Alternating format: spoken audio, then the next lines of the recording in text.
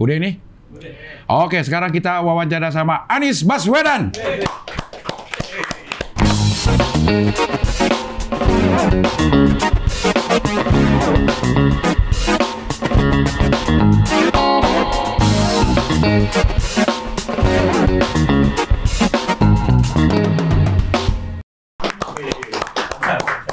Penumpang M21 Kampung Melayu Pulau Gadung dulu ngapain Mas naik M21 Mikrolet? M21. Saya ini kan waktu itu selalu naik bis ya kemana-mana. Iya. Jadi kalau naik, karena saya tinggal di rumah bude saya di Kayu Manis Timur. Iya. Jadi kalau mau pergi-pergi itu, saya milih naik M21 dulu ke Terminal Rawamangun. Oke. Supaya naik bisnya lagi kok masih kosong, biar bisa dapat kursi. Iya. Kalau saya naiknya dari Pramuka, lebih dekat memang dari Manis Timur. Iya. Tapi pasti udah penuh. Udah penuh, ya. Berdiri tuh. Sementara kita mau perginya ke Sudirman, Gatot Subroto, kadang-kadang Grogol. Ya. Nah, jadi saya selalu pakai M21 ke Rawamangun. Berarti buat caleg-caleg yang mau dapat kursi dari Rawamangun. Bener tuh. Nah, jaminan dapat kursi. Jaminan dapat kursi. Itu tahun-tahun berapa tuh, Mas? Itu tahun 80-an akhir, 90-an awal. Udah kuliah itu? Udah, masa-masa awal kuliah. SMA sama kuliah. Dan saya selalu bilang kalau teman-teman dari Jogja itu pada mau ke Jakarta dapat kerja gitu. Iya. Kan sering kali tanya, "Nis, kalau aku pindah Jakarta, nih ndi yo kosnya?" gitu. Saya kalau pindah Jakarta, kosnya di mana ya? Saya selalu bilang, cari kos jangan di dekat kantor. Karena dekat kantor itu transportasinya susah. Iya. Kan cuma gampang berangkat pagi ke kantor, sore pulang. Cari kos itu dekat terminal. Karena kalau dekat terminal itu 24 jam bisa kemana aja. Betul. Termasuk ke kantor. Iya. Dan kalau berangkat ke kantor pasti dapat kursi. Iya. Jadi saya baru kepikir tuh soal kursi DPR tuh. Kursi presiden juga mungkin bisa dari Rawamangun, Mas. Iya. Jadi intinya kan berangkat terminal gitu. Dari terminal ya. Atau dengan kata lain, jangan motong di jalan. Jangan motong di jalan. Kalau motong di jalan itu instan. Iya. Artinya tahun segitu keperluan apa ke Jakarta, Mas? Kan masih kuliah juga kan? Saya masih kuliah. Jadi saya ini kalau masa kuliah ke Jakarta, satu kalau pas lagi liburan, yang dua kalau lagi ada kegiatan. Saya waktu itu kan agak aktif ya di kampus. Jadi sering ada kegiatan ke Jakarta. Kalau ada kegiatan itu ya, apakah ada pertemuan mahasiswa, apakah kita bikin acara ngundang orang untuk datang ke Jakarta, ke Jogja. Saya sering berangkat tuh. Dan saya sering kalau ke Jakarta juga cari bahan-bahan. Maaf, Mas Anies, ada pesawat lewat. Karena ini memang dekat Halim. Halim 9 bulan. Halim 9 bulan. Oke, lanjut Mas, silakan. Ampun, saya pikir ada apa nih? Iya. Jadi memang mana tadi? Nah, saya datang ke Jakarta. Ngundang orang ke Jogja. Saya sering undang pembicara di sini datang ke Jogja. Saya datang ketemu aktivis-aktivis yang udah senior. Terus saya juga datang ke Jakarta, seringkali cari bahan ke perpustakaan LIPI, ke perpustakaan dulu ada Asia Foundation. Di Asia Foundation itu kita bisa dapat buku waktu itu. Memang harus ke perpustakaan dulu ya. Dulu perpustakaan. CSIS suka ke sana? CSIS. Kompas. Jadi perusahaan Kompas, perusahaan CSIS, perpustakaan LIPI, Asia Foundation, juga dulu ada American Cultural Center di Wisma Metropolitan 2. Jadi saya waktu itu sering fotokopi, kita bawa pulang ke Jakarta. Belum ada Google. Jadi kita ngumpulin bahan kalau mau buat nulis, bikin paper. Terus ketemu tokoh-tokoh, ketemu senior-senior yang udah pada kerja di Jakarta. Itu tadi. Nah, itulah yang membuat saya sering bolak-balik ke Jakarta. Iya. Naiknya kereta. Dari Jogja, biasanya saya berangkat pakai Senja Utama, Rp10.000, dan itu khas tuh. Kan kalau berangkat nggak sendirian, saya sama teman-teman tuh. Begitu keretanya berangkat, kita makan malam, habis selesai makan malam, mulai dah bagi dua. Sebagian gelar koran di bawah, tidur di bawah, sebagian tidur di atas, gantian. Atau di sambungan rel kalau nggak punya duit. Di sambungan gerbong. Sambungan gerbong itu, ya, cuman kalau itu agak susah tidur tuh. Kalau semalaman agak menantang tuh. Dah pagi, sebelum subuh biasanya udah sampai di Jatinegara. Nah disitulah saya turun naik bajai biasanya, sampai ke rumah bude saya tuh di Kayu Manis Timur. Iya. Tempatnya padat, Kayu Manis itu. Banget. Sampai sekarang masih. Sampai sekarang padat banget. Jadi saya setiap kali inspeksi, kemarin ketika tugas di Jakarta kan sering ke Pisangan, nih tempatnya Mas Abdel nih. Iya. Pisangan, ke Hutan Kayu, itu sama seperti datang ke tempat ya zaman dulu kita masih belajar. Masih belajar ya. Tapi beda banget ya kehidupan mahasiswa Mas Anies sama saya ya. Dari dulu udah ke perpustakaan, undang toko. Nggak bosan kuliah sampai sekarang itu aja ya kehidupannya. Kenapa? Nyari apa ya namanya ya? Kayak nuntut ilmu terus gitu, nggak main-main Mas. Ya main juga lah. Mainnya ngapain ya? Apa ya? Saya suka nonton. Oke. Saya suka dengerin musik. Oh, ya, gini loh. Saya berangkat ke Jakarta mau nonton Rendra, coba. Panembahan Rasa saya datang ke Jakarta khusus buat nonton. Iya. Jadi waktu itu Rendra Puisi. Waktu itu ya puisi, sama berapa kali tuh Rendra pentas. Saya berangkat dari Jogja untuk nonton itu. Nonton Rendra. Kalau musik-musik populer gitu? Musik saya tuh dengerinnya pakai kaset. Iya. Radio, Zaman-zaman kaset. Kita, ya. Jadi rasanya konser waktu itu belum banyak ya. Iya. Rasanya enggak tuh. Iya, Artinya jarang gitu. Iya. Konsep konser tuh. Yang ada ya dengerin kaset, dengerin radio. Itu. Apa lagu yang paling disuka Mas? Semua yang enak. Semua genre. Pokoknya saya suka lagu apa aja yang... Kita kan seangkatan, berarti grup-grup musiknya kayak Eagles gitu-gitu. Hotel California lah zaman-zaman gitu. Hotel California. Terus saya suka juga apa ya, kalau era itu Kla. Karena ada lagu Jogja. Ada Jogjanya di situ. Iya. Itu gimana sih Mas? Perasaan orang Jogja ngedenger lagu Kla Project. Kalau saya yang di luar Jogja ya itu nikmatin karena enak aja lagunya gitu. Ini ada sensasi lain gak sih? Iya, tapi memang benar kota Jogja itu tiap sudutnya romantis. Oke. Dan tiap sudutnya itu punya kenangan khusus. Jadi saya rasa siapapun yang pernah kuliah, pernah sekolah, biasanya nggak akan lupa dengan kotanya. Walaupun sebetulnya itu apa ya, rumus yang sama sih. Kalau pernah kuliah di Bandung, ya pasti kota Bandung tuh nggak terlupakan. Iya. Pernah kuliah di Malang, ya kota Malang.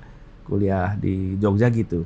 Cuman Jogja itu mungkin punya kekhasan karena salah satu kota pelajar pertama. Iya. Kota orang yang belajar pertama kali itu, dan salah satu tempat paling banyak orang di mana-mana. Tapi ya tiap pulang ke kota itu ada sesuatu yang apa ya, rasa yang biasa, unik gitu. Kemarin juga tahun baru di Jogja ya? Ya, saya pulang ke Jogja, saya sempat reunian sama teman SD, SMP, SMA. Itu sengaja bikin acara karena kebetulan Mas Anies di situ atau memang udah ada acaranya, Mas Anies tinggal datang atau gimana? Enggak, saya ngundangin. Jadi bukan ngundangin sih, saya kontakin teman-teman. Ini akhir tahun pada pulang nggak gitu? Iya nih pada pulang. Terus bikin acara. Jadi dan bukan bikin acara kayak reunian akbar gitu enggak.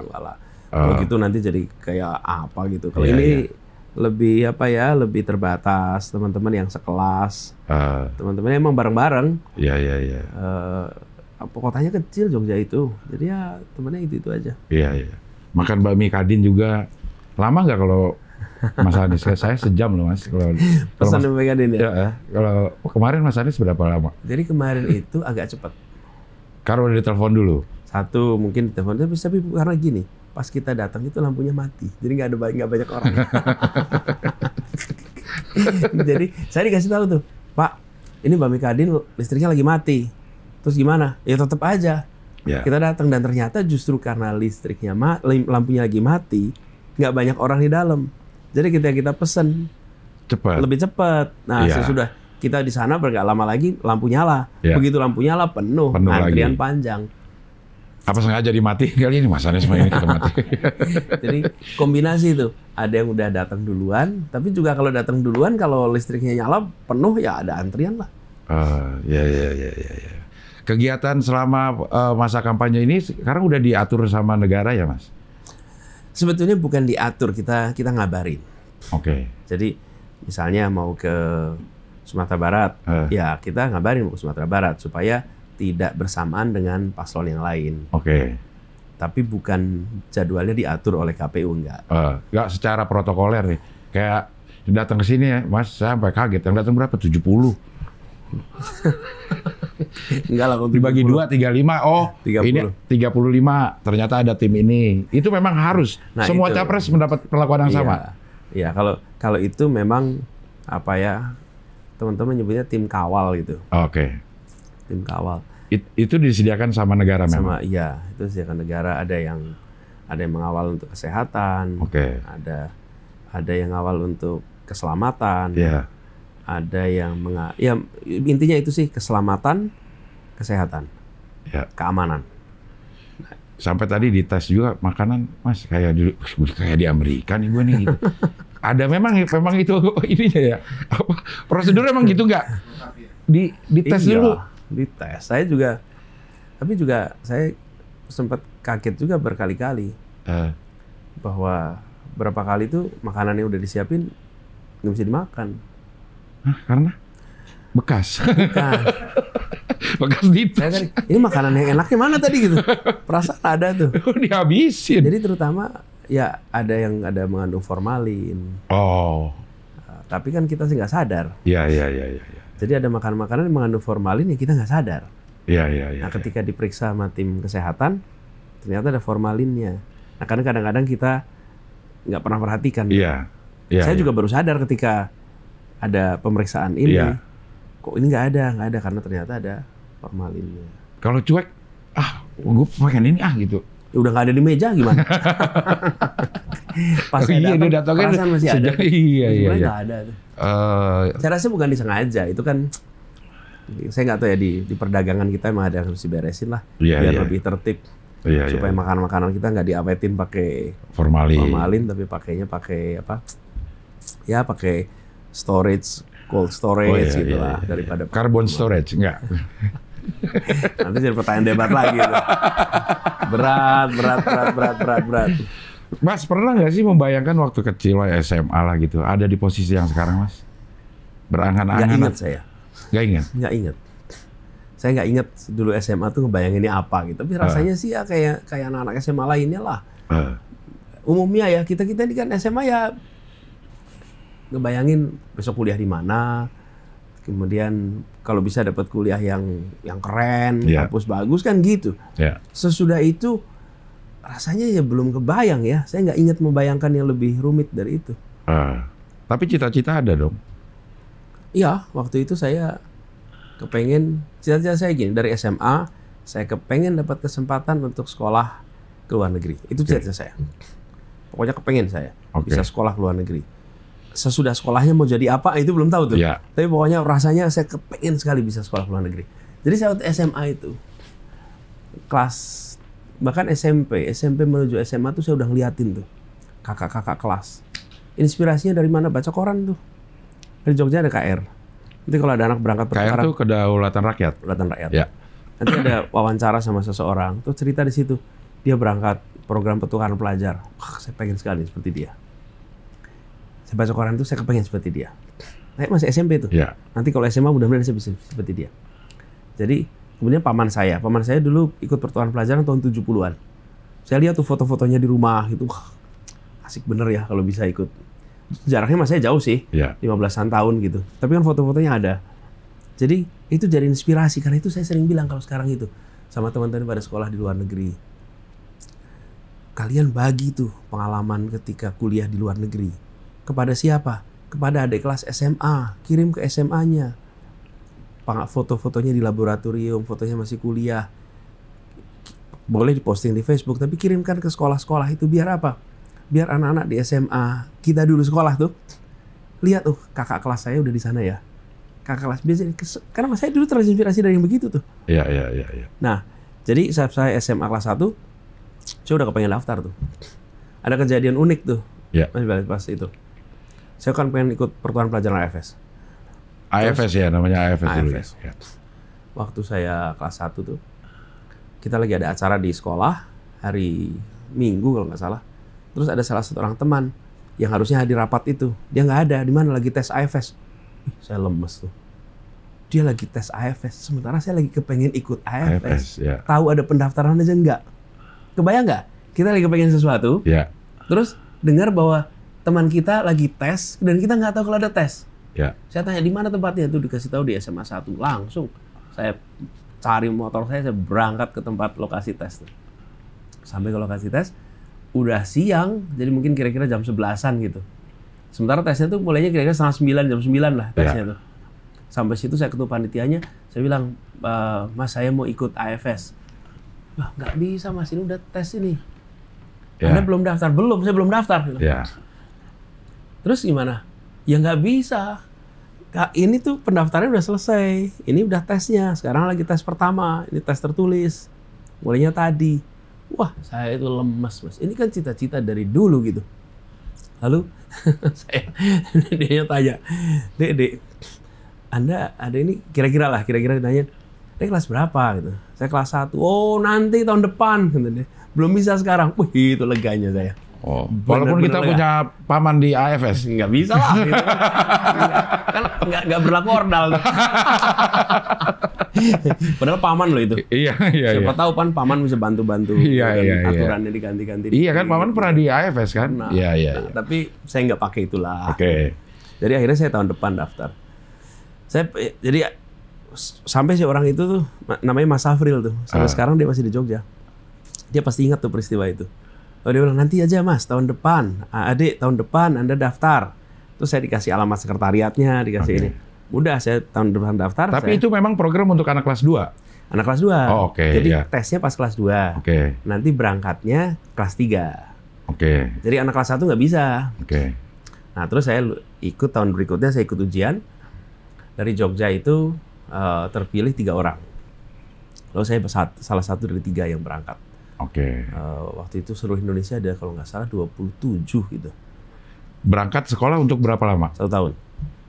SMA ketinggalan dong? SMA ya, saya jadi SMA-nya, saya punya ijazah 2. Satu ijazah sekolah di Amerika, namanya South Milwaukee High School. Kemudian saya pulang lagi ke Indonesia, masuk lagi kelas 3. Oh, setahun hilang? Setahun hilang. Tapi gini Mas Abdel, pengalaman saya ini, kehilangan 1 tahun itu nggak kerasa sekarang. Betul. Memang sekarang ada yang tanya, dulu lulusnya lebih awal atau lebih telat? Iya. Nggak ada. Malah saya bilang ini tuh kayak ketapel.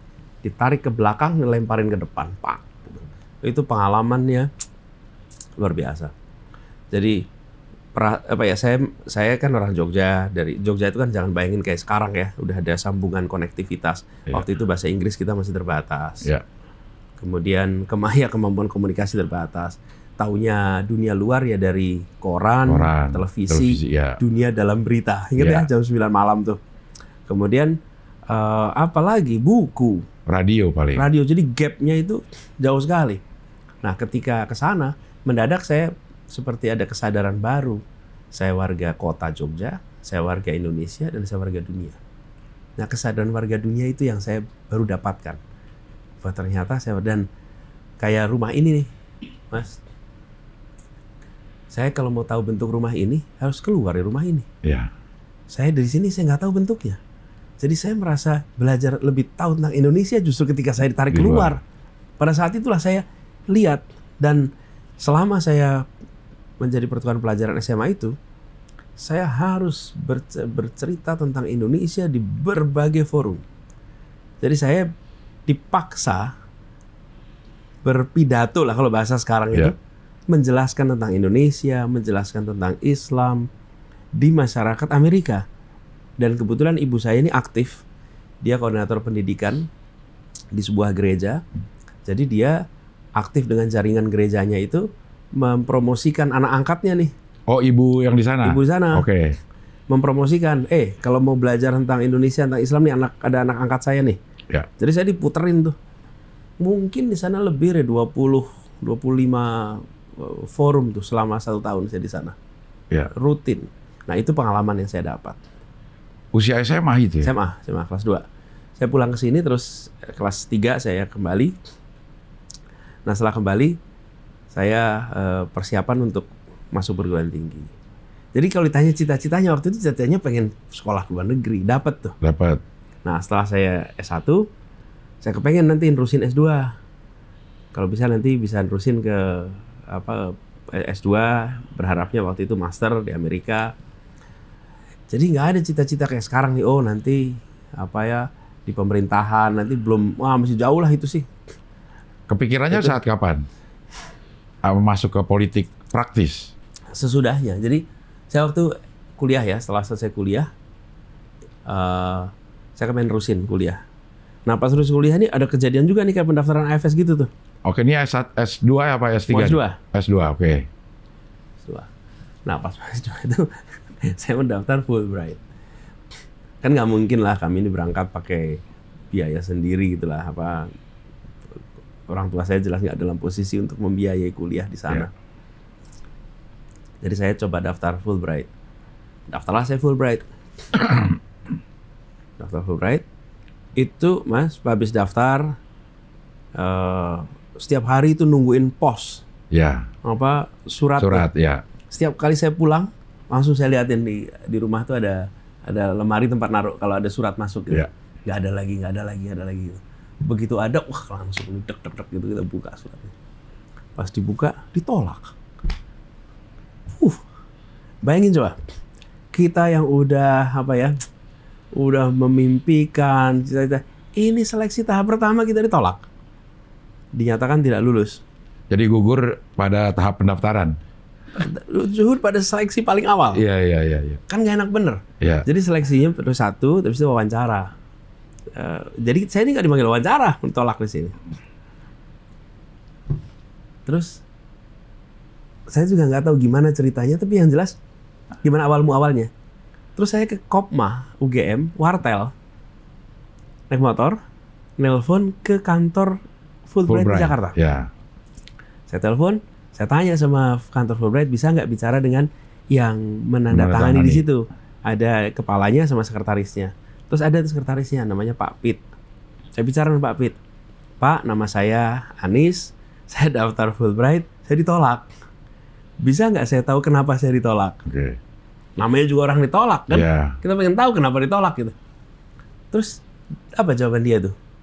Oh iya, coba Mas nomor pendaftarannya kira-kira gitu lah. Yeah. Nomor pendaftarannya sekian, namanya sekian. Oke Mas, nanti 10 menit lagi, 15 menit lagi telepon ya, kata dia. Dia tutup. Itu 10 menit, 15 menit terlama dalam hidup saya itu Mas. Okay? Iya. Dok. Nunggu di wartel tuh. Di wartel. Di Kopma UGM. Terus saya telepon lagi, diangkat nah dia ngomong. Ya, kira-kira ginilah Dek, saya sudah lihat filenya, Anda ditolak karena bidang yang Anda pilih berbeda dengan bidang yang disediakan. Oke. Karena kami tidak menyediakan beasiswa untuk bidang yang Anda pilih. Terus, boleh nggak saya ganti bidang? Saya bilang, oh boleh, Anda mau ganti bidang apa? Ya adanya apa gitu. Oh saya milih bidang saya ternyata nggak ada kok gitu. Mas, fakultasnya apa? Saya bilang saya fakultas ekonomi. Ya udah nih ada international trade. Mau nggak kalau international trade? Mau. Gitu. Oke, kalau gitu kami baca ulang. Oke. Dibaca ulang. Kira-kira seminggu kemudian saya dapat surat diterima lolos. Bukan diterima, lolos. Untuk interview. Untuk interview. Oke. Lolos interview. Saya interview. Akhirnya dapat beasiswanya. Nah, itu kan kejadian saya baru lulus kan. Ya. Sekian tahun kemudian, ketika saya udah pulang, saya udah aktif. Saya kemudian terpilih menjadi boardnya Aminef. Aminef itu? Aminef itu Indonesian American Education Foundation. Oke. Dia mengelola program Fulbright. Oke. Nah, pada saat saya di situ, Pak Pit itu masih bekerja di situ, Mas. Oke. Sekarang saya jadi boardnya, dan beliau masih menjadi manajemen dari situ. Ya. Tanda tangan surat masih sedia. Ya, mungkin udah lebih tinggi lagi lah waktu itu. Ya. Tapi saya selalu bilang sama anak-anak yang mau pada berangkat kalau sambutan, bahwa saya ini mendapatkan program ini karena tangan Tuhan lewat Pak Pit itu. Coba kalau Pak Pit itu, waktu itu tuh, jawab telepon saya bilangnya gini, Mas, udah tutup. Anda gagal. Silahkan coba tahun depan. Selesai, Mas. Beda lagi cerita ya? Nggak ada. Apa susahnya buat dia bilang begitu? Mas, udah selesai. Enggak tuh. Dia bilang, oke, Anda telepon lagi ya. Nah, itu ketika saya ceritakan, tahu apa kata Pak Pit? Saya nggak ingat. Udah terlalu banyak dia nerima. Artinya apa? Dia melakukan kebaikan itu pada semua orang. Sehingga dia tidak ingat. pada siapa saja kebaikan itu diberikan. Ya. Dan itu artinya dia tahu persis tugas saya itu bukan menyingkirkan orang. Oke? Tugas saya itu merekrut orang. Jadi saya harus mencari yang saya rekrut itu sebisa mungkin yang sesuai dengan kriteria kami. Ya. Jangan sampai kami malah mencoret orang yang nggak sesuai kriteria. Ya. Nah, itu juga yang selalu saya bilang pada teman-teman. Yang tangguh, yang saya baru sadar sekarang, wah ternyata ulet juga ya gitu. Pada waktu itu, makanya saya bilang tadi, saya nggak ingat tuh dari mana tuh inspirasinya. Ya. Tapi yang jelas, ketika buntu, cari jalan. Ketika nggak dapet, tanya kenapa. Ketika dijelaskan, ya persuasi gitu. Apa yang bisa saya lakukan gitu. Nah, itu kemudian saya sering ceritakan pada adik-adik yang mau pada berangkat tuh. Satu, kebaikan orang seperti Pak Pit. Jadi ketika saya tugas di Jakarta kemarin, karena program beasiswa, saya ceritakan peristiwa ini sambil bilang, ingat ya, ketika kita mencari beasiswa, memberi beasiswa, itu artinya kita mencari orang paling potensial. Ini bukan mengeliminasi. Ini rekrutmen, cari. Kalau ada orang-orang potensial yang administrasinya bermasalah, kita coba. Jadi itu filosofi itu yang saya pakai, rekrutmen Indonesia Mengajar, rekrutmen beasiswa di kampus, rekrutmen beasiswa di DKI. Selalu prinsipnya adalah kita jangan kaku dengan kriteria administrasi. Tapi kita kaku dengan meritokrasi, prestasi. Prestasinya kita jangan toleran. Tapi administrasinya ya kayak tadi tuh. Oh, bidangnya salah. Terus gimana gitu? Ya Anda cocoknya apa bidangnya? Bolehlah ambil bidang ini. Nah, ternyata dapat peluang dana di sana, saya bidang itu. Jadi saya akhirnya ketika kuliah di Amerika bidangnya adalah international economy, international trade. Gitu ceritanya. Oke. Di S3 ngambil? Sama, masih meneruskan bidang ekonomi, political economy. Comparative politics, political economy. Nah, jadi balik pada soal cita-cita. Waktu itu cita-citanya sekolah aja. Saya ketika lulus mau kembali jadi dosen, ngajar. Jadi rektor lah. Kemudian jadi rektor. Akhirnya saya jadi lebih banyak jadi manajemen saya ini. Oh, ngajar? Sempat ngajar. Sebagai dosen gitu? Sekarang udah enggak, karena waktunya agak menantang. Oh, iya. Terus pertama kali terjun ke politik berarti waktu konvensi Demokrat? Ya, jadi waktu itu saya ini berpandangan gini, Mas. Kalau ada teman-teman yang mau masuk ke wilayah politik, saya akan dukung. Kalau saya dapat undangan untuk terlibat proses politik, saya akan bersedia. Karena pandangan saya adalah bila kita yang punya gagasan, punya idealisme, dapat kesempatan, maka gunakan itu untuk membawa idealisme dan gagasannya. Bila kesempatan terbuka. Dan itu juga yang saya kerjakan. Jadi ketika dulu saya terlibat di sana, lalu terlibat juru bicara Pak Jokowi, itu awal saya terlibat proses politik. Dan di pemerintahan, pertama kali ya ketika Kementerian Pendidikan dan Kebudayaan. Terus kenapa di reshuffle? Nggak tahu saya. Emang kalau reshuffle itu kita nggak dikasih tahu juga? Nggak dikasih tahu dan nggak tanya juga. Apa nggak jurusan yang Anda pilih nggak ada gitu? Iya, kalau itu gini, itu adalah keputusan atasan kita yang pasti dia punya pertimbangan-pertimbangan. Karena ini posisi politik. Posisi politik itu pertimbangannya juga pertimbangan-pertimbangan kepentingan-kepentingan yang ada. Kepentingan apa yang harus diakomodasi, kepentingan apa yang mungkin harus dilepas dulu, kepentingan apa yang harus difasilitasi dulu, itu yang disebut sebagai pertimbangan politis itu adalah mengelola kepentingan. Nah, pada waktu itu ada 7 kalau tidak salah yang diganti. Kemudian ada orang-orang baru yang masuk di dalam pemerintahan. Karena kalau ini berbeda dengan hanya pertimbangan teknokrasi. Kalau pertimbangan teknokrasi saja, itu pasti ada hitam di atas putihnya. Ini yang seharusnya dikerjakan, ini yang faktanya. Kalau ini ada kelompok yang harus diakomodasi, ya gimana harus masuk nih, harus ada pergeseran. Karena itulah kenapa saya tidak menganggap itu sebagai masalah.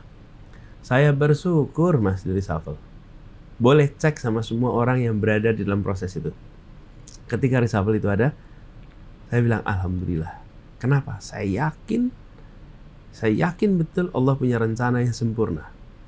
Dan pasti ada hikmah yang besar di balik reshuffle ini.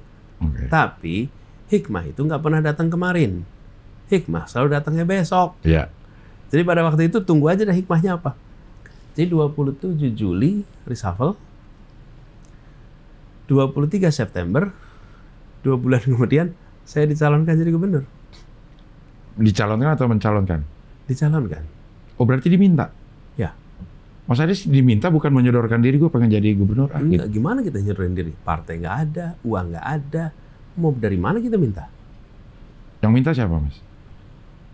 Ada ceritanya nih. Nah, oke, kita dengerin ceritanya. Oke, kita dengerin ceritanya nih. Mas Anies. Ya, kan? Kita kan bukan anak kecil lagi, Mas Anies ya.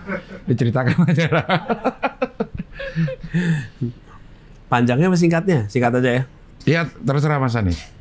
Panjang. Panjang ya, panjang boleh. Kita sediakan waktu sepanjang-panjangnya.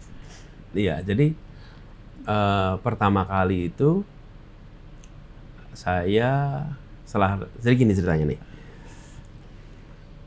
Saya berhenti 27 Juli. Kemudian saya bilang kepada kementerian, tolong kabari ke New York karena akhir September, tanggal 23 September, saya dijadwalkan berbicara di New York. Ada sidang umum PBB yang ada side event bicara pendidikan, saya keynote speaker di situ. Kapasitas Menteri Pendidikan Indonesia. Ya, Oke, ya. Nah, karena saya udah nggak jadi Mendikbud, jadi saya bilang supaya kabari ke sana, saya udah nggak jadi Mendikbud. Ya. Supaya kenapa? Karena komitmen udah bulan Januari. Ya. Bayangin Januari untuk September, Juli saya nggak jadi, nggak lagi menteri. Ya. Dikabarin ke sana, nggak taunya jawaban dari sana, undangannya tetap untuk Anies. Jadi saya tetap diundang. Ya. Saya udah nggak jadi menteri lagi. Ya udah kalau gitu, saya senang tuh. Saya bilang, boleh nggak saya berangkat sama istri? Jadi tiket bisnisnya diganti jadi ekonomi 2. Boleh. Ya. Nah, saya ngurus sama istri berdua. Ngurus visanya, ngurus semuanya lah untuk berangkat. Karena semenjak saya pulang, saya belum pernah ke sana lagi berdua. Oke. Terakhir berarti tahun berapa di? Waktu pulang aja 2005. 2005, oke. Jadi mulailah itu. 11 tahun kemudian tuh. Ya. Mumpung nganggur kan. Jadi setelah saya dari New York, saya bisa ke kampus saya tuh. Sorry, waktu nganggur dapat kartu prakerja nggak? Belum ada waktu. Oh, belum ada, oke. Kalau ada saya daftar juga tuh. Ya. Berangkat ke New York. Mau berangkat. Nah, jadi udah itu kan, jadi saya siap-siap. Ya. Nah, di sekitar Agustus, saya lupa ya kapan, sekitar Agustus tuh, saya dapat telepon dari seseorang yang minta ketemu. Waktu itu, ketika ketemu, Pak Aksa Mahmud. Ya. Saya ketemu beliau hari Jumat tuh, Jumat siang. Terus Pak Aksa cerita, Mas Anies tadi pagi kami itu ada sholat tahajud di Masjid Sunda Kelapa. Pada selesai tahajud, nunggu subuh, pada dudukan di situ. Terus saat dudukan pada ngobrol, ini siapa ya calon gubernur lawannya Pak Basuki. Nah, obrolan-obrolan di situ, kesimpulan mereka cari aja salah satu dari yang di reshuffle. Terus kesimpulannya, kali mungkin si Anies tuh. Jadi saya dikontak. Waktu saya dikontak, saya bilang, wah Pak, saya belum pernah kepikir. Sama sekali nggak kepikir. Iya. Jakarta gitu. Belum pernah kebayang. Jadi waktu itu saya bilang, Pak boleh nggak saya mikir dulu nih. Karena it's never on my plan. Iya. Nggak pernah lah kebayang gitu. Terus kata itu, ya boleh lah. Saya cuma mau tanya sama ibu sebetulnya. Ibu sama istri saya. Ibu, ini ada tawaran begini gimana nih? Kalau ibu ridho, bismillah. Kalau ibu nggak ridho, saya nggak mau nih. Ini kan bukan sesuatu yang kebayang lah dalam rute. Apalagi udah kebayang tuh Jakarta. Pak Basukinya kuat sekali, angkanya tinggi, terus populer. Waktu itu kebayang tuh. Ini nggak sederhana lah gitu. Nah, saya ngomong sama ibu. Kata ibu, jawabannya gitu. Anies kalau ini kepengenan Anies nggak usah. Tapi kalau Anies diminta, bismillah. Dah, saya belum jawab tuh. Iya. Gak lama kemudian ditanya lagi, saya bilang jawaban gitu. Nah, September awal, saya kena demam berdarah, Mas. Oke. Demam berdarah. Kemudian dirawat di rumah sakit. Nah, pas saya dirawat di rumah sakit itulah ketua partai itu datang ke rumah sakit nih. Saya lagi diinfus demam berdarah. Ditanyain bersedia apa enggak jadi calon gubernur. Terus angka saya disurvei, angkanya ada. Jadi sama sekali saya ini tidak terlibat, rapat nggak ikut, anggota partainya juga bukan. Kemudian, tapi angka surveinya ada di situ. Ya. Singkat cerita, menjelang pendaftaran itu tanggal 23, saya juga tidak tahu persis bagaimana proses di dalam. Siapa yang karena banyak versi. Siapa yang mengusulkan, siapa yang membahasnya. Karena saya nggak ikut dalam rapatnya, jadi saya nggak tahu. Ada yang bilang si A, ada yang bilang si B, ada yang bilang si C. Dan kepada semuanya, mudah-mudahan jadi catatan amal soleh tuh. Bahwa ini untuk kebaikan kita semua. Saya apresiasi aja semuanya. Saya tidak tahu sesungguhnya proses di dalam itu seperti apa. Karena saya nggak ikut. Malamnya, Jumat besok pendaftaran, saya dipanggil. Nah, ada satu peristiwa, Mas. Karena saya digigit nyamuk itu, maka saya nggak jadi pergi ke New York. Oke. Karena demam berdarah sama dokter nggak boleh penerbangan jauh. Kalau terbang sejam 2 jam masih nggak apa-apa. Tapi kalau ke New York tuh 20 jam. Sampai belasan jam, 20 jam gitu. Not recommended. Jadi saya berada di Jakarta. Tanggal 23 September yang harusnya saya di New York, itulah tanggal pendaftaran ke KPU hari terakhir. Oke? Kayak udah diatur ya. Jadi, saya bilang gini, kalau Allah tidak kirimkan satu nyamuk itu, saya nggak lagi di Jakarta. Besok ada nyamuk gua nggak bunuh dah. Kalau nggak ada nyamuk itu saya nggak di Jakarta. Iya. Nggak di Jakarta, betul-betul nggak di Jakarta. Jadi kalau itu saya nonton aja di New York. Iya. Nah, saya kena nyamuk, saya di sini. Kemudian malam-malam saya ditelepon, diminta datang ke tempat Pak Prabowo, yang Pak Prabowo bilang itu, datang ke rumahnya. Saya dipanggil datang ke situ. Saya nggak ikut rapat. Dan saya juga nggak tahu proses di dalamnya gimana tuh sampai di ujungnya. Ada banyak versi lah. Dan ini pertemuan pertama kali dengan tim itu berarti? Ya. Wah. Dan saya waktu itu bekas juru bicaranya Pak Jokowi, kebayang kan? Datang ke situ, bekas juru bicara Pak Jokowi. Pak Prabowo waktu itu bilang, buat saya yang penting adalah kita harus menyelamatkan Jakarta. Kita harus mengembalikan Jakarta, jangan sampai retak, pecah waktu itu. Dan ingin agar beliau merasa bahwa kepemimpinan itu terjadi karena beliau yang mengusulkan di tahun 2012. Ya. Dan dalam perjalanannya beliau merasa ini tidak tepat, harus diganti. Karena saya yang dulu mengusulkan, maka saya pula yang harus bisa menggantikan. Dan siapapun itu, yang penting bisa menggantikan. Dan itu yang beliau sampaikan. Ya. Jadi, tapi prosesnya bagaimana, banyak versi di situ. Saya nggak berani mengutip karena nggak tahu mana yang paling sahih. Iya. Tapi faktanya saya ditelepon. Suasananya pada saat itu terasa nggak ada yang nolak sebenarnya gitu kan, memang ambil dari kandang musuh istilahnya ini. Iya, ada. Ada juga. Ada. Terasa. Terus gimana tuh ngeresponnya, Mas? Ada di suasana yang seperti itu. Ya, saya rasa gini, kepentingan kita bersama waktu itu, saya termasuk yang berpandangan, Mas, bahwa di Jakarta ini harus tenang, teduh.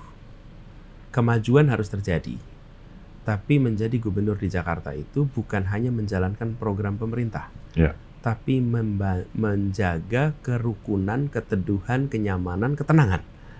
Karena stabilitas kota ini berdampak pada stabilitas nasional. Ya. Kalau Jakarta tenang, Indonesia tenang. Jakarta tegang, Indonesia tegang. Nah, gubernur itu bukan hanya bikin program berjalan, bukan hanya memerangi korupsi, bukan hanya memastikan bahwa anggaran terserap, tapi gubernur harus menciptakan suasana yang tenang teduh, yang tidak konfliktual. Ya. Saya memandang pada waktu itu kepemimpinan tidak menghadirkan suasana tenang. Perasaan konflik itu terjadi karena berbagai macam statement. Saya nggak usah perpanjang, nanti jadi kembali ke sana lagi. Tapi saya termasuk berpandangan bahwa kepemimpinan yang di Jakarta harus hadir adalah kepemimpinan yang mempersatukan, kepemimpinan yang menjangkau semua, yang merangkul semuanya. Dan itu yang kemudian menjadi pegangan saya. Ya. Jadi itu harus berubah, nggak bisa begini. Nah, saya kemudian dapat tugas, jadi saya jalani tugas itu. Alhamdulillah selesai, dan alhamdulillah 5 tahun ini Jakarta tenang, teduh, damai. suasana kebersamaan ada, Motor udah boleh lewat Tamrin lagi. motor udah tambahin lagi. Ya, Iya. inget ya itu. Iya. Itu dampaknya pada UMKM loh, Iya. Mas. Saya tuh termasuk orang yang awal-awal merasa kebijakan Mas Anies di Jakarta ini bikin repot. Karena di Pasar Minggu tuh tadinya pada zaman Ahok tertib, tidak ada pedagang-pedagang. Cuma begitu Mas Anies udah boleh tuh, tapi ada jamnya. Jam 5 harus bersih. Sedangkan saya saat itu kalau berangkat kerja tuh jam 2 malam, masih syuting dini hari sama Mama Dede gitu. Saya kan dekat sama kelurahan sini juga sering ngobrol gitu. Saya tanya-tanya nih kenapa kok jadi berubah gitu. Mas Abdel ini cuma mau milih Mas Abdel yang jalannya tenang apa ribuan orang nggak bisa dagang. Jadi memang harus ada prioritas ya Mas ya. Membesarkan yang kecil tanpa mengecilkan yang besar, itu prioritasnya. Menguatkan yang lemah tanpa melemahkan yang kuat. Iya. Oke. Jadi kita ini harus berbagi. Kota ini adalah kota milik semua. Iya. Oke. Dan ruang itu adalah ruang yang harus digunakan oleh semua. Iya. Manfaatnya dirasakan oleh semua. Iya. Kita harus mempertimbangkan faktor kesetaraan kesempatan. Tadi misalnya bicara tentang jalan untuk dilarang untuk motor. Iya. Saya ketika masuk di pemerintahan di DKI langsung saya minta berapa kendaraan pengantar ojek yang lewat Jalan Sudirman Tamrin tiap hari. Delivery tiap hari. Tahu berapa Mas? 500.000. 500.000 motor. Pengantaran. Bukan motor, Pengantaran. 500.000 Per delivery per hari. Oke. Deliverynya apa? Makanan kecil, snack, makan siang. Itu dari mana? Iya. Itu dari industri rumahan seluruh Jakarta. Jadi ketika sebuah jalan itu ditutup, nggak bisa pakai motor, artinya hajat hidup rumah tangga yang punya usaha kuliner, usaha catering, kecil-kecilan itu nggak punya akses pada apa? Pada pusat perekonomiannya Indonesia. Iya. Di mana adilnya? Iya. Jadi kita pengen bikin nyaman siapa? Yang naik mobil nyaman. Dan yang mau pada dagang, pada hidup. Terus sebentar, ini Republik itu siapa? Iya. Coba sekali-sekali datang ke tempat markasnya orang yang namanya dipasang di situ. Namanya Jenderal Sudirman. Itu datang ke markasnya di Pacitan sana. Terus lihat betapa sederhananya dan beratnya hidup dia ketika mempertahankan Republik ini. Itu cuma pakai dipan sampai dengan tikar, dan dia tidur di situ dalam kena TBC untuk bertempur demi Republik ini bertahan. Untuk apa? Untuk Republik ini bisa untuk semua. Sekarang namanya orang yang berjuang seperti itu, kita pasang di jalan paling lebar di Republik ini, dan jalan paling lebar itu mau dipakai hanya untuk mereka-mereka yang makmur? No way. Harus bisa dirasakan manfaatnya oleh semua, seperti nama orang yang namanya dipancangkan di tanah itu. Dan itu komitmen saya. Saya bilang, enggak, buka jalan itu, biarkan 500.000 pengantaran orang-orang kecil itu bisa mengantarkan ke tempat paling maju. Yang kedua, Jalan Sudirman itu dipakai hanya untuk mobil. Pernah jalan-jalan di Sudirman? Nggak pernah. Semua itu dipakai hanya untuk mobil masuk. Sepanjang lebar itu. Sekarang jadi trotoar. Iya. Artinya apa? Bisa orang jalan kaki. Sekarang silakan jalan kaki situ. Itu adalah satu contoh namanya complete street. Ini prinsip keadilan. Yang jalan kaki dapat jalannya, yang jalan untuk sepeda ada jalannya, yang jalan untuk mobil ada jalan, yang bermotor ada, yang umum ada. Apa yang terjadi? Itu namanya demokratisasi jalan termahal di Republik ini. Cari tanah yang lebih mahal dari Jalan Sudirman. Nggak ada. Itulah tempat yang paling mahal di Republik ini. Terus tempat itu dinikmati oleh siapa? Ya hanya mereka yang bisa bekerja di situ. Sekarang anak-anak dari kampung dan orang tuanya jalan-jalan ke situ. Ada JPO, ada pinisi, terus mereka jalan-jalan. Apa sih yang terjadi? Bang, saya ini tuh mau bicara di kampung juga, di Jogja gitu. Datang ke sini, bayangin sekarang, Mas Abel, kalau misalnya orang tua dengan anak sambil jalan di Sudirman, jalan kaki, terus bapak ibunya bilang, nak, kau belajar yang rajin ya, dan nanti suatu saat kau bisa kerja di gedung yang tinggi itu. Jalan kaki dari situ. Dulunya jalanan itu hanya bisa dilewati mobil, nggak bisa untuk jalan kaki. Jadi siapa yang ke sana? Yang memang bekerja di situ. yang tidak bekerja di Jalan Jenderal Sudirman tidak ada urusan untuk lalu lalang di jalan termahal di Republik ini. Oke. Begitu sekarang didemokratisasikan, siapa saja bisa menikmati jalan paling mahal di Republik ini. Nggak harus pakai motor, nggak harus pakai mobil. Jalan kaki aja. Jalan kaki aja. Jadi konsepnya adalah kesetaraan, keadilan. Dan itu yang kemudian dicontohkan dalam satu jalan ini. Begitu juga dengan kebijakan-kebijakan yang lain. Saya sering analogikan gini, Mas Abel. Kita ini kalau udah dapat, nggak kepengen orang lain dapat, Mas. Kadang-kadang bukan nggak pengen, nggak mikirin. Nih, kalau kita datang acara, orang rebutan selfie. Ya. Pak desak-desakan rebutan selfie. Setelah selfie, nanti setelah kita udah desak-desakan gitu, nanti ada yang bilang tuh, udah. Pak Anies capek. Udah selfie-nya, udah. Yang bilang gitu siapa? Yang udah foto. Yang udah foto. Iya. Nah, kita ini masuk ke Jakarta, semuanya pada naiknya bis zaman dulu. Ya kayak kita ini. Iya. Numpang di keluarga, kemudian akhirnya sekarang dapat tempat. Ini kenapa generasi berikutnya mau pada nyari hidup di Jakarta, kita halang-halangin tuh. Demi kenyamanannya udah naik mobil, yang hijrahnya generasi sebelumnya. Ya. Kenapa yang generasi sesudahnya kepengen meneruskan dengan perjuangan yang sama? Jangan dong. Makanya waktu saya tugas di Jakarta, Kepala Satpol PP adalah anak dari pedagang kaki lima buah-buahan yang sering dikejar-kejar sama Trantip. Jadi bisa merasakan tuh. Ya. Sebagai anak kecil yang bapaknya dulu dagang buah-buahan, kalau pulang ke rumah cerita dikejar-kejar Trantip. Karena saya melihat ada pelanggaran itu ada dua jenis, Mas. Melanggar karena kebutuhan dan melanggar karena keserakahan. Nah, kalau melanggar karena kebutuhan harus diselesaikan. Jadi, yang dagang itu diselesaikan dengan cara diberi jam bisa pakainya. Ya. Supaya dia nggak perlu melanggar. Karena ada kebutuhan yang harus dipenuhi, kebutuhan yang mencari hidup. Ya, kota ini disiapin tuh. Dan ada aturannya dari Kementerian PUPR tuh. Berapa luas yang bisa dipakai, berapa lokasinya. Di seluruh dunia juga ada namanya street vendor. Street vendor itu kan dagang kaki lima. Ya. Ada aturannya, jam berapa mulai, jam berapa tutup. Itu.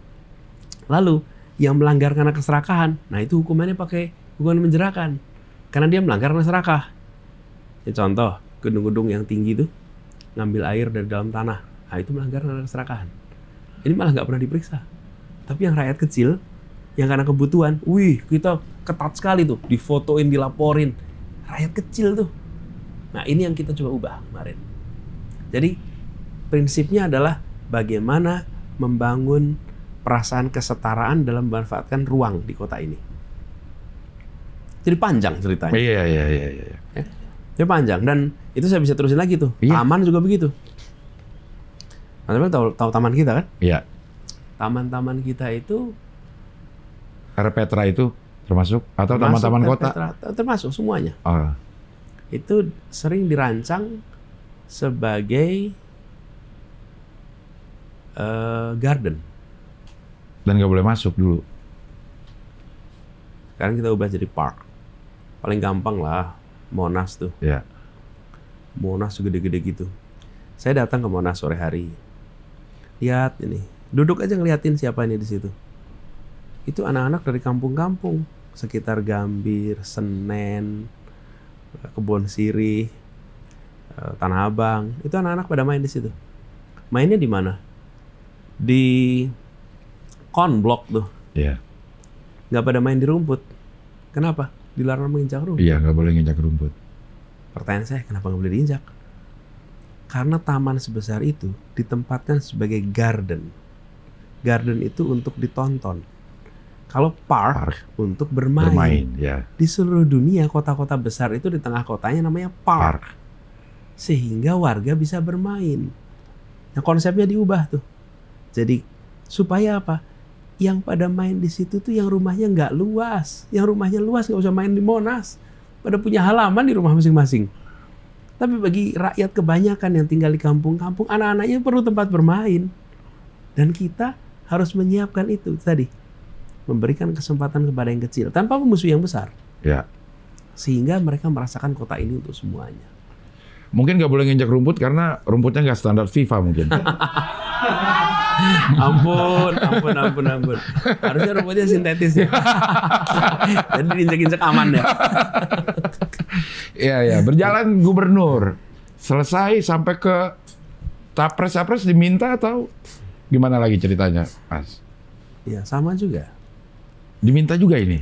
Saya diundang. Udah ada kepikiran belum setelah jadi gubernur kelar, gue mau jadi presiden dah. Gini, namanya muncul dalam survei, jadi gimana nggak kepikiran? Oke. Iya kan? Iya. Kalau dulu ketika jadi gubernur saya nggak kebayang. Ya. Tapi ketika bertugas di Gubernur Jakarta, ya namanya muncul di survei. Tapi apakah kita memiliki akses untuk mengusulkan diri, mencalonkan? Gimana? Saya ini posisinya non partai, ya. bekal juga nggak ada. Jadi saya bersyukur diberikan kepercayaan oleh Pak Surya Paloh, oleh Partai Nasdem untuk menjadi pembawa obor cita-cita perubahan. Karena itu dititipkan kepada saya sebagai sebuah kepercayaan. Ya. Yang saya sendiri tidak menyampaikan pendaftaran, aspirasi, kan tidak. Ini musyawarahnya dilakukan secara internal, lalu diputuskan untuk saya dicalonkan dan saya menerima ini sebagai sebuah kepercayaan. Saya ingin jaga kepercayaan ini baik-baik. Dan Pak Surya Paloh, Partai Nasdem yang memulai ini semua menanggung konsekuensi yang tidak sederhana ketika memilih untuk mengusung gagasan perubahan dan mengusung Gubernur Jakarta pada waktu itu. Kita semua tahulah apa yang kemudian terjadi. Dan saya justru malah melihat inilah keseriusan untuk membawa perubahan di Republik ini, dan saya ingin seriusi itu. Ya. Sebenarnya apa sih yang paling urgent diubah?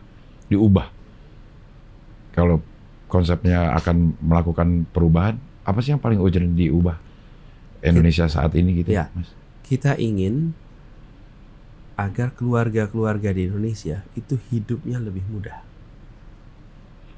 Kebutuhan pokok harganya terjangkau. Beras harganya terjangkau, telur terjangkau, daging terjangkau. Jadi ini kan kebutuhan dasar nih. Ya. Kami ingin itu terjadi. Jadi perubahan yang paling mendasar. Yang kedua, semua orang ingin dapat pekerjaan yang layak, lapangan pekerjaan yang cukup, lapangan pekerjaan yang tersedia. Kemudian kita ingin agar pendidikan itu bisa didapat oleh semua. Harganya, biayanya terjangkau. Kemudian fasilitasnya untuk semuanya. Itu perubahan mendasar yang kita ingin lakukan. Dan itu membutuhkan kebijakan pemerintah yang tepat. Saya kasih ilustrasi aja nih. Ya. Kalau kita ingin keluarga-keluarga kita, misalnya contoh lapangan pekerjaan nih, berarti kita harus mendorong investasi supaya menciptakan lapangan pekerjaan. Berarti kebijakan pemerintah nih. Kebijakan pemerintah itu berdampak pada lapangan pekerjaan. Nah, ketika kita lihat investasi di Indonesia itu meningkat. Dari sekitar 400 triliun di 2013 menjadi 1.200 triliun di 2022. Kan naik 3 kali lipat. Ya. Tapi investasinya di bidang-bidang yang padat modal. Bukan padat karya. Padat karya, sehingga penyerapan tenaga kerjanya itu malah tidak tinggi. Menurun penyerapan per triliunnya, menurun. Efeknya perekonomian kita terlihat seakan tumbuh, tapi penyerapan tenaga kerja kita tidak tumbuh. Siapa yang paling merasakan? Yang paling merasakan adalah rakyat. Lapangan pekerjaan tidak tersedia lebih banyak. Jadi ketika kita bicara tentang susah lapangan pekerjaan, bukan sekedar Anda nggak bisa dapat nggak mampu cari kerja, memang tempatnya nggak tersedia. Kenapa? Karena ada dampak dari kebijakan nasional. Jadi jangan anggap enteng kebijakan nasional itu impactnya pada keluarga. Lalu tata niaga beras. Ini harga beras misalnya mahal. Kita tahu kok produksi beras kita berapa. Kita tahu jumlah rumah tangga yang harus makan beras berapa. Betul nggak?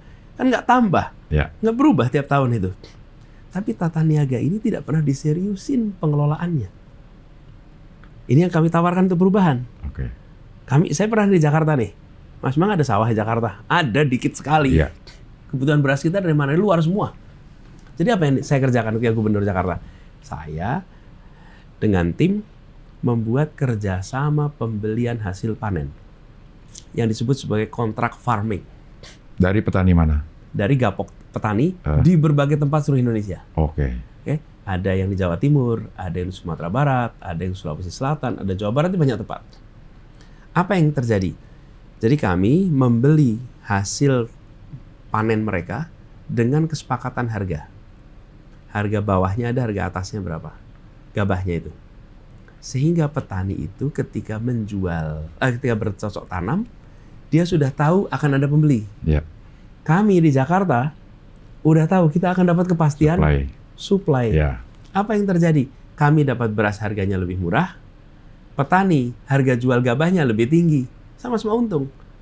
Nggak perlu itu melewati semua mata rantai yang membuat ini menjadi harganya mahal. Plus mafia-mafia lain-lain. Ya. Nah, jadi itu yang mau kita kerjakan untuk perubahannya. Kita menyebutnya bahasa resminya namanya kontrak farming atau perjanjian pembelian hasil panen.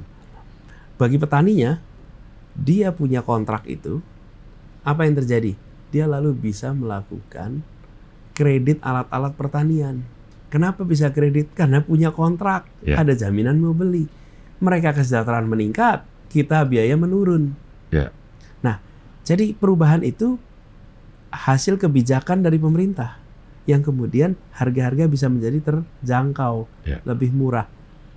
Jadi maksud saya, ketika kita berkeinginan untuk keluarga-keluarga kita hidupnya lebih bahagia, lebih sejahtera, maka itu ada sangkutannya dengan kebijakan nasional.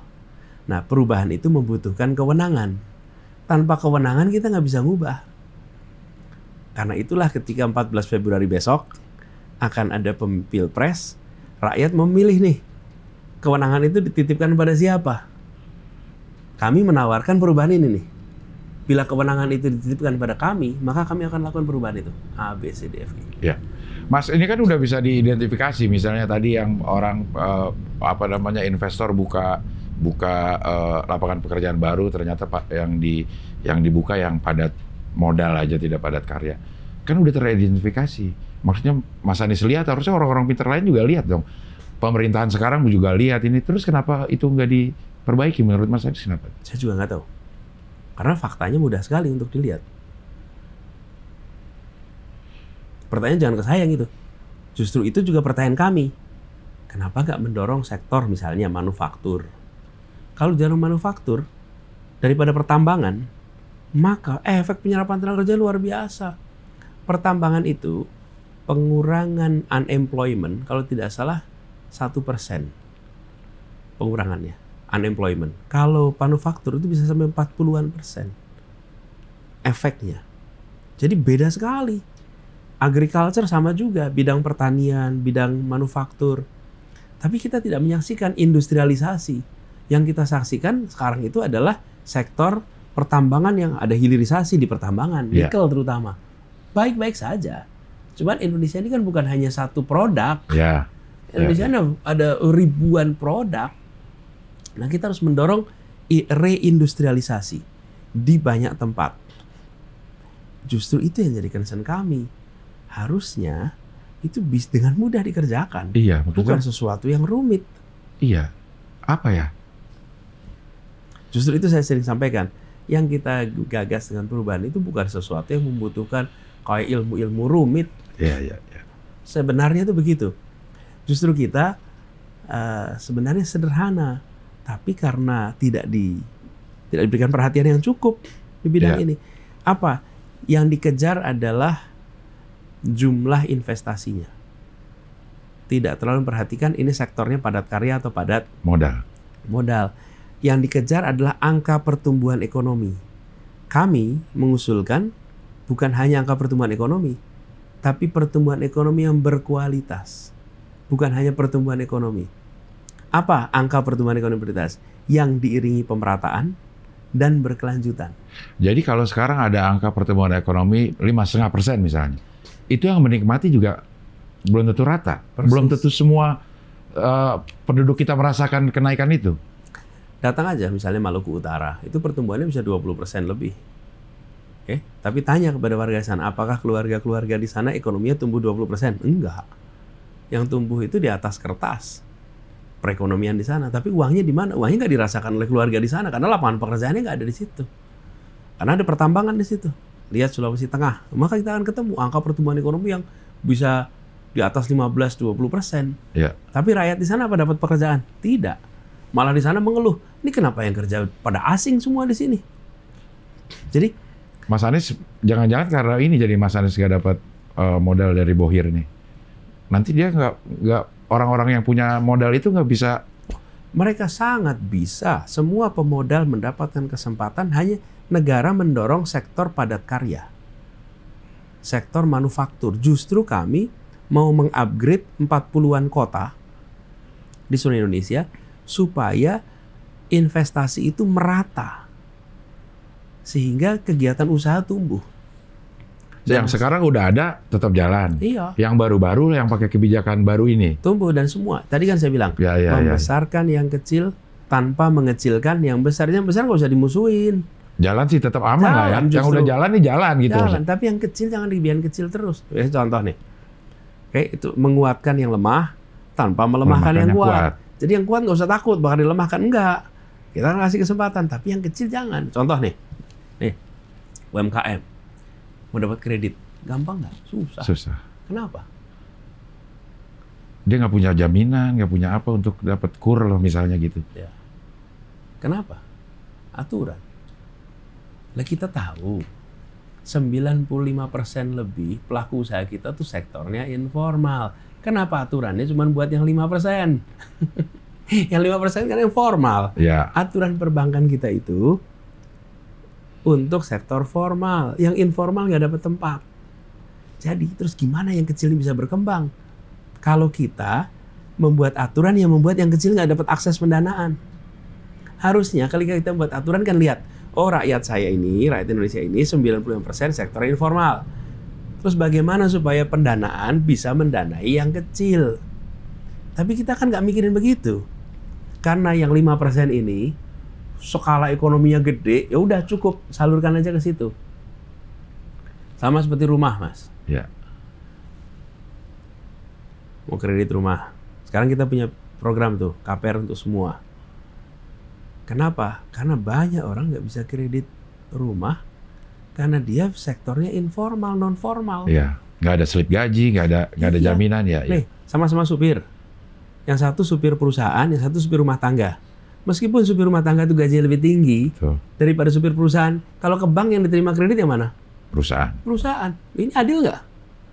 Lah emangnya Republik ini bikin aturan untuk kemudahan bank, bikin aturan untuk kemudahan pemerintah? Bukan. Kita bikin aturan itu untuk memberikan rasa keadilan.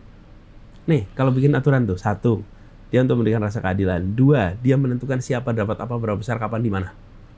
Yang ketiga, dia memberikan kepastian hukum. Jadi, ketika kita bikin aturan tentang kredit, lah kok aturannya tidak membuat solusi bagi semua orang?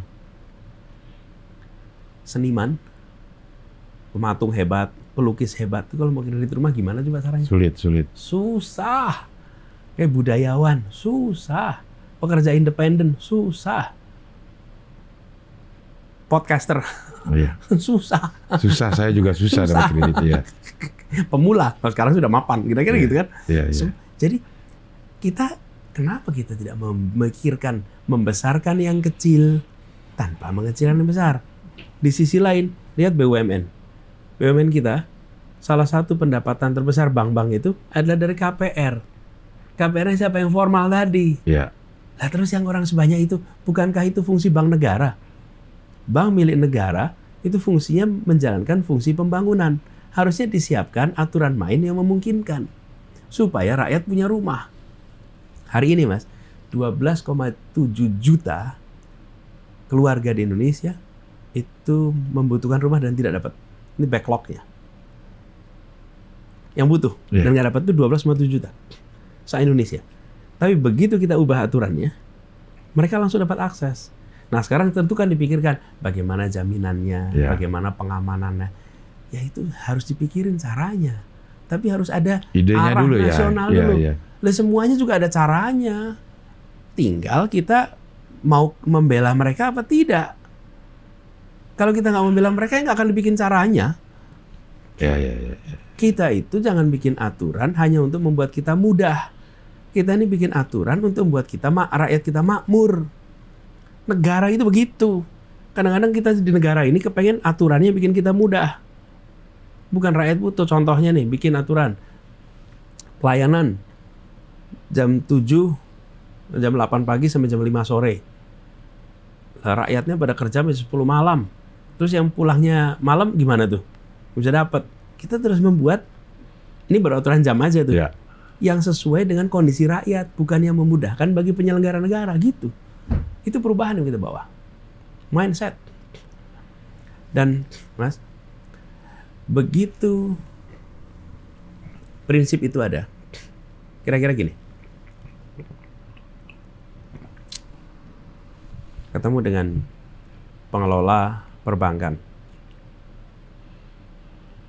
Prinsipnya membesarkan yang kecil tanpa mengecilkan besar. Anda terjemahkan untuk seluruh kredit. Ya diterjemahin sama dia. Dibikin aturannya. Ya pasti. Pasti bisa. Pasti bisa. Kasih prinsipnya. Saya kasih contoh nih.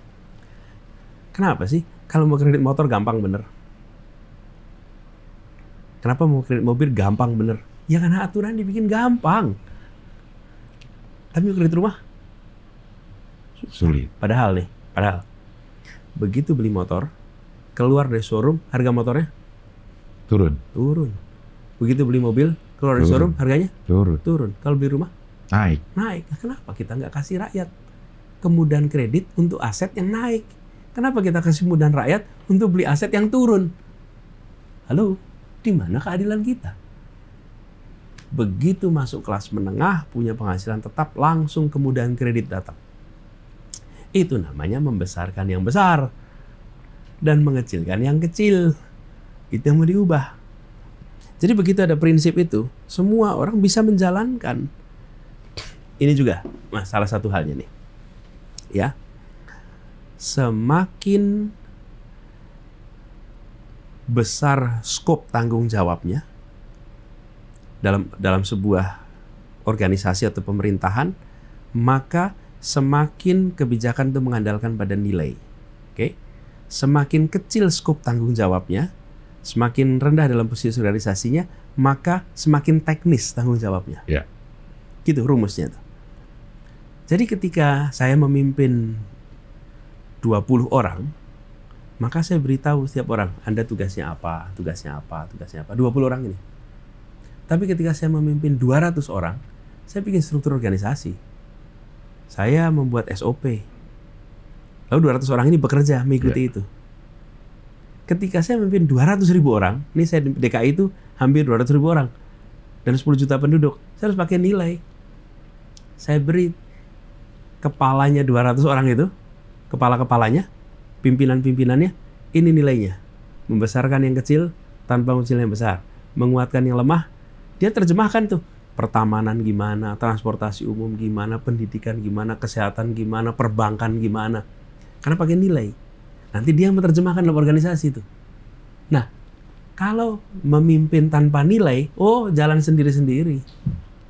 Lalu kita ketemu dengan kenyataan seperti yang tadi. Loh, kenapa ya ini nggak begini? Kenapa ini nggak begini? Kok nggak konsisten ya? Ya. Yang badan ini jalan ke sana, badan ini jalan ke sana. Kenapa? Karena tidak diberi sebuah nilai yang menjadi pegangan. Kenapa values itu jadi penting? Nah, itulah yang kami bawa. Jadi perubahan ini nanti membawa prinsip-prinsip, nilai keadilan, diwujudkan dalam kebijakan. Gitu kira-kira. Iya. Waktu yang di DKI Jakarta bawa sebuah nilai, terus bos-bos yang melaksanakannya itu apa? Kayak bikin sesuatu terus dipresentasiin ke Mas Anies untuk menerjemahkannya. Ya. Diseleksi satu-satu, mana yang ini? Jadi otomatis itu diberikan prinsip itu, lalu mereka terjemahkan dalam bentuk kebijakan-kebijakan. Supaya semua bisa menjalankan sesuai prinsip-prinsip tadi. Tapi nggak semuanya mulus kan, pasti ada benturan-benturan. Pasti. Maksudnya nilai ini tidak bisa diterjemahkan ke semua lini gitu. Nah itu komprominya sejauh mana tuh? Begini, ketika kita punya nilai, maka kita tahu mana yang seharusnya dan mana yang tidak. Sehingga ketika ada kompromi, kita tahu komprominya seberapa jauh, sehingga harus dikoreksinya bisa. Tapi kalau kita tidak punya nilai, kita melakukan kompromi bisa off tuh. Iya. Kita nggak tahu tuh. Tapi kalau kita pegang nih nilainya ya, terus kemudian meleset. Oh ya, berarti ini tahun depan kita koreksi ya, karena kita tahu meleset. Tapi kalau kita nggak pakai nilai, meleset aja kita nggak tahu kok. Dan setelah jalan waktunya panjang, baru kita sadar. Wah iya ya. Jadi misalnya nih, wah iya ya ternyata investasi kita nggak menyerap tenaga kerja ya. Iya. Ya kita baru sadar setelah berjalan sekian tahun. Iya. Kenapa? Ya karena nggak dicek dari awal nih loh nilai kita ini. Kalau nilai kita ini baru tahun kedua udah lihat ternyata ini nggak nyerap tenaga kerja nih. Ayo balikin dong. Atau nilainya yang salah? Sesuai Kita nilai-nilai. nggak tahu tuh. Tapi kalau kami pegangnya nilai itu. Keadilan, pemerataan. Jadi pertumbuhan ekonomi itu bukan hanya angkanya yang tinggi, tapi kualitasnya yang baik. Dan kualitasnya itu ditentukan oleh pemerataan dan keberlanjutan. Apa sih pemerataan itu artinya yang merasakan pertumbuhannya banyak. Keberlanjutan artinya sumber ekonominya nggak rusak. Loh, kalau kita pertumbuhan tinggi, orang dapat pekerjaan, tapi lingkungan hidup rusak. Loh, kalau lingkungan hidup rusak juga, ongkosnya di kita juga. Naik juga, iya. Jadi quality growth itu yang selalu kita dorong. Itulah sebabnya kami itu menargetkan pertumbuhan ekonomi itu 5,5, 6,5 range-nya. Ya. Kenapa? Bagi kami lebih baik pertumbuhan itu menengah tapi rata dan berkelanjutan daripada pertumbuhan itu kelihatan tinggi tapi hanya dirasakan oleh sebagian. Iya. Mas Anies, ini harusnya omongan yang Cak Imin keluarin waktu debat Cawapres kemarin, kenapa nggak keluar ya? Disampaikan juga kok. Sampaikan juga. Tapi akhirnya tidak tersampaikan karena kalau menurut saya ya, delivery-nya nggak kurang lah gitu. Itu apa grogi sih? Apa gimana sih Cak Imin itu? Enggak lah, dia bagus waktu itu juga. Jadi, kalaupun belum ya ini melengkapi lah gitu kira-kiranya. Iya. Tapi ini kok sebenarnya gini, beliau menyampaikan semua ya. Dengan substansinya disampaikan, pesannya juga tersampaikan. Efuranya di sosmed aja yang lain. Tapi kalau si delivery yang baik. Iya. Dan ini tadi ya melengkapkan kita mengejar pertumbuhan itu. Karena opsinya gini, Anda pertumbuhan tinggi tapi nggak merata. Iya. Atau pertumbuhannya menengah tapi merata. Pilih mana? Oh, saya pilih menengah tapi merata. Dan berkelanjutan. Lebih gampang naikin yang sudah merata dibanding nanti tinggiin kalau udah merata, naikinnya gampang. Pasti. Iya. Pasti. Nah, itulah sebabnya kenapa kita membangun mengupgrade 40-an kota itu supaya pertumbuhan perekonomian itu merata. Bukan hanya di sebagian kota. Jadi bayangkan Cilacap didorong bangun. Ya. Kota Brebes dibangun-bangun, Tegal dibangun, Pekalongan dibangun. Kemudian kota Jember didorong. Ya. Banjarmasin, Manado. Ya. Kebayang nggak tuh kota-kota itu didorong naik ke atas. Lalu diberikan insentif untuk investasi di sana.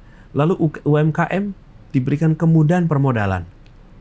Bergerak di Republik ini. Iya. Bergerak di Republik ini. Dan itu membutuhkan orkestrasi. Jadi fungsinya pemimpin itu dia hadir memberikan ini loh visinya. Kalau orkestra nih, ini partiturnya nih, oke?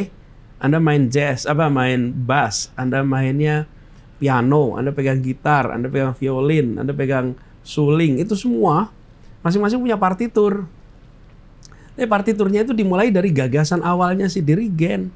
Ya. Sesudah jalan, nggak usah dirigen itu main violin, main piano, itu tugasnya masing-masing. Iya. Jadi kalau ditanya, apa dirigennya kerja? Ya dirigennya cuma begini-begini aja. Wah, dia nggak bisa kerja tuh. Dia cuma ngasih aba-aba. Memang dirigen fungsinya begitu. Kalau si dirigen disuruh main biola, belum tentu skillnya di situ juga. Belum tentu di situ. Iya. Di mana kekuatan dia? Ya kekuatan dia pada mengkomunikasikan, mengkompos dari gagasan. Itulah sebabnya kenapa gagasan itu penting. Sekarang kalau kita nggak pakai gagasan, itu pada main sendiri-sendiri. Terus nggak ada nada, nggak ada simfoni. Karena semua pada main sendiri-sendiri. Disitulah kekuatan gagasan. Dan gagasan itu muncul dengan partitur yang dipegang oleh semua. Bayangkan 34 gubernur, 520-an kabupaten kota, kemudian 34 menteri, badan. Itu masing-masing punya partitur sendiri-sendiri. Tapi harus ada gagasan tuh di balik itu sehingga masing-masing bisa jalanin. Itulah kepemimpinan. Dan saya merasakan itu ketika ngelola Jakarta. Nah, saya ini ada 30-an lebih nih dinas dan badan. Ada 10 juta penduduk yang harus saya kelola. Dan saya mendapatkan dua krisis terbesar dalam umat manusia Jakarta. Satu COVID. Yang kedua banjir terbesar dalam sejarah Jakarta.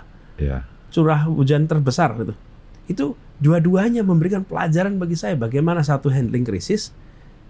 Yang kedua bagaimana mengelola Jakarta dalam kondisi non-krisis. Saya merasakan betul tuh antara dua hal ini berbeda sekali. Dan itu pembekalan kepemimpinan yang luar biasa. Makanya saya bilang tadi reshuffle itu hikmahnya luar biasa.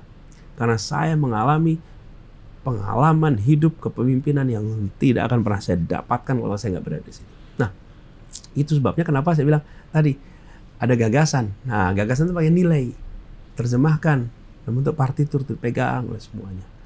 Dan kemudian terjadilah simfoni. Nah, ketika simfoni berjalan, orang merasakan tenang, hidup nyaman. Mas, ini kita berada di sini, ruangan kita nyaman nih AC-nya, enak. Memang pernah kita bilang terima kasih PLN? Nggak pernah.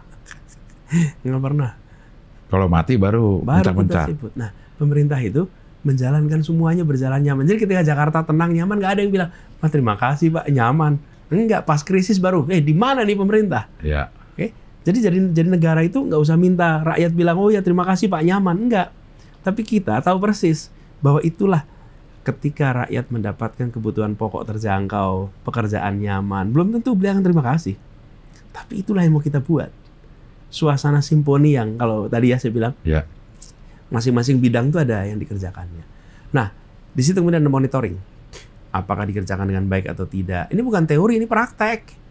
Kalau nggak dikerjakan dengan baik, dikoreksi. Kalau problemnya pada pengerjaan, diperbaiki. Kalau problemnya pada orangnya, orangnya diganti. Ya. Kalau problemnya pada pekerjaan, diimprove. Dan fungsinya memimpin juga mendidik. Nggak kemudian copot gitu loh. Semua orang itu pengen belajar juga. Bung, Anda targetnya 8, baru dapat 6. Apa masalahnya? Koreksi dong. Ini kasih waktu 3 bulan Anda koreksi. Kalau nggak bisa, orang lain yang ngerjain ya. Kenapa? Ini pajak rakyat loh. Ini bukan uang saya. Saya selalu bilang begitu. Kalau saya mengkoreksi anak buah, saya tidak pernah lakukan depan orang banyak. Saya panggil one on one. Saya tunjukkan, ini adalah targetnya, ini komitmennya, ini deliverynya. Ada selisih nih. Anda bisa nggak perbaiki ini? Nothing personal. Kenapa? Karena ini saya dititipi uang rakyat. Dan uang rakyatnya dititipkan pada Anda. Kalau Anda tidak bisa kerjakan, saya cari orang lain yang bisa kerjain. Tapi kalau Anda bisa kerjakan, yuk saya kasih waktu 3 bulan, perbaiki. Dikerjakan. Nggak ada personal. Sebagai teman, kolega. Tapi ini saya lagi titipin uang rakyat nih. Kalau Anda nggak bisa kerjain, saya cari orang lain. Jadi nggak kemudian orang dipanggil, kamu saya pecat. Bukan begitu, dibina. Karena memimpinlah mendidik. Dan ketika dia bisa deliver, dia akan kembali lagi ke saya dan bilang, "Pak, saya bisa deliver Pak." Nah baguslah, tinggikan tuh. Lalu lakukan yang sama pada anak buahnya. Kalau dia ditindas, dia menindas anak buahnya. Kalau dia dimotivasi dan dia diberikan arahan, dia akan melakukan yang sama pada anak buahnya. Jadi kita ospek di universitas saja ya. Kita ngospek karena kita pernah di ospek. Ya, jangan. Jadi saya bilang, dan saya ketika memimpin Jakarta itu lebih banyak bertanya daripada instruksi. Kenapa itu? Lebih banyak nanya daripada instruksi. Tadi misalnya Monas tuh, kan rumputnya nggak boleh diinjak. Kan saya bisa kasih instruksi, cabut itu tulisan. Cabut tulisannya. Biarkan anak-anak main di rumput. Saya bisa lakukan itu. Betul. Yang saya lakukan tidak begitu. Saya panggil kepala dinas. Saya tanya, kenapa tidak boleh main di rumput? Dia mikir, kenapa ya? Ya dari dulu begini Pak. Enggak, saya ingin tahu kenapa. Ya dari dulu memang rumput nggak diinjak. Iya, saya ingin tahu kenapa. Dia nggak punya jawabnya. Karena ini harusnya buat tempat bermain, oh iya betul. Jadi ketika dia mengerjakan, dia tahu sebabnya. Tahu sebabnya. Kenapa? Karena atasannya pakai pertanyaan. Dia cari jawabannya. Pertanyaan sederhana nih. Misalnya, ini ketika kita ngomong soal pelarangan pelarangan jalan, nggak boleh naik sepeda motor. Saya tanya, kenapa nggak boleh? Ya dulu instruksinya begitu. Iya, saya tanya kenapa? Pertanyaan, siapa dapat apa dengan kebijakan itu? Baru mikir, siapa yang dirugikan, siapa yang diuntungkan? Iya Pak, oke. Jadi ketika dia mengubah, dia tahu argumennya. Jadi pertanyaan itu membuat orang harus berpikir menyusun kebijakan supaya nanti ke bawah jadi begitu. Supaya ketika bawahannya tanya, dia nggak cuma bilang, oh ya ini perintah Pak Gubernur. Enggak, saya udah mikir juga, saya bisa jawab tuh anak buah saya. Ketika ditanyain publik, media tanya, dia bisa jelasin juga. Kenapa? Dia tahu argumennya. Iya. Itu membuat pengambil keputusan merasa memiliki. Karena saya ikut memikirkan jawabannya. Jadi ketika kebijakan itu bentuknya, jadi makin tinggi tanggung jawab, makin luas tanggung jawab, jangan lakukan micromanagement. Hal teknis juga Jangan, tapi lakukanlah micro question. Micro question. Jangan micromanagement. Kalau micromanagement itu gini. Oke. Saya datang, saya bilang ini diganti. Oh, semua pasti kerjakan, Pak Gubernur kok perintah, pasti dikerjakan. Tapi ketika micro question, kenapa ini begini? Contoh nih. Contoh. Ini lucu nih. Jembatan penyeberangan di Jalan Sudirman itu. Jembatannya itu pakai atap, Mas. Jembatan penyeberangan ya. Jadi saya tanya, kenapa jembatannya pakai atap? Terus dia bilang, ya supaya kalau hujan nggak kehujanan. Supaya kalau panas juga nggak kepanasan. Nanti pas turun ada atapnya lagi? Enggak. Jadi buat apa? Kalau hujan juga nggak ada yang nyebrang. Iya. Dari tempat terbuka ke tempat terbuka pakai atap. Kenapa sih? Coba bayangkan, tidak ada pemandangan sky view terbaik kecuali di Jalan Sudirman. Jadi ketika JPO itu dipotong atapnya, mendadak kita punya pemandangan yang luar biasa. Lihat langit, lihat gedung pencakar langit. Itu tuh hilang karena ketutup. Begitu tutupnya nggak ada, mendadak menjadi spot semua orang pengen datang. Pengen menikmati Jakarta dari ketinggian. Yang siapa saja bisa menikmati. Oke. Jadi saya bilang, Pak, itu potong ya atapnya ya. Itu namanya micro management. Saya bukan micro question. Ini kenapa dikerjakan? Nah, proses begitu turun Mas, kemudian ke bawah juga akan begitu.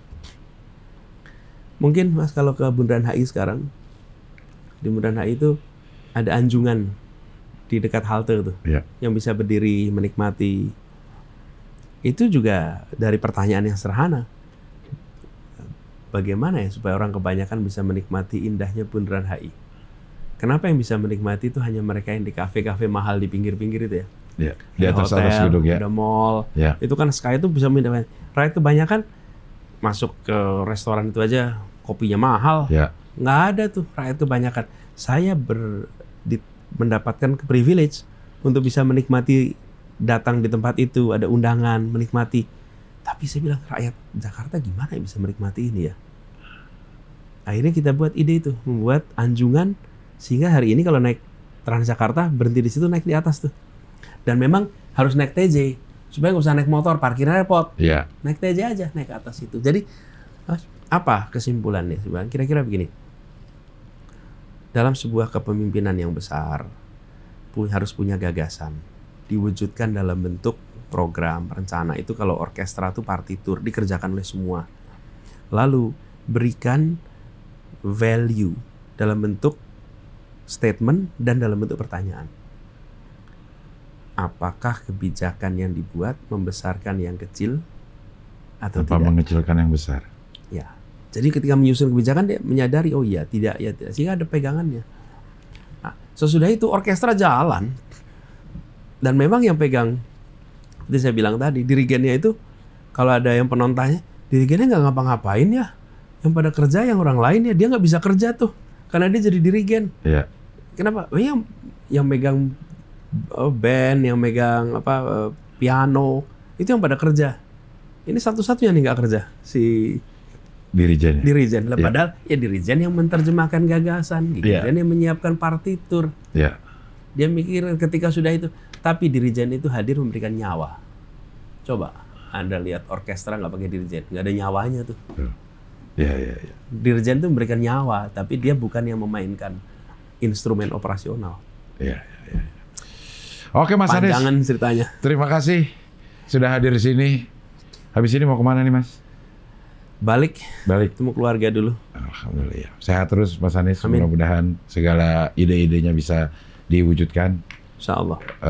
Banyak manfaat buat orang semua dan mudah-mudahan jadi manfaat buat Indonesia. Terima kasih sekali lagi. Terima kasih udah ngundang. Sama-sama. Terus jadi fasilitator inspiratif. Ya. Yang bukan hanya mencerahkan, membahagiakan, mencerdaskan. Iya. Baik, terima Berkah. kasih. Amin. Oke, sampai ketemu lagi di wawancara dengan tamu-tamu berikutnya. Mantap.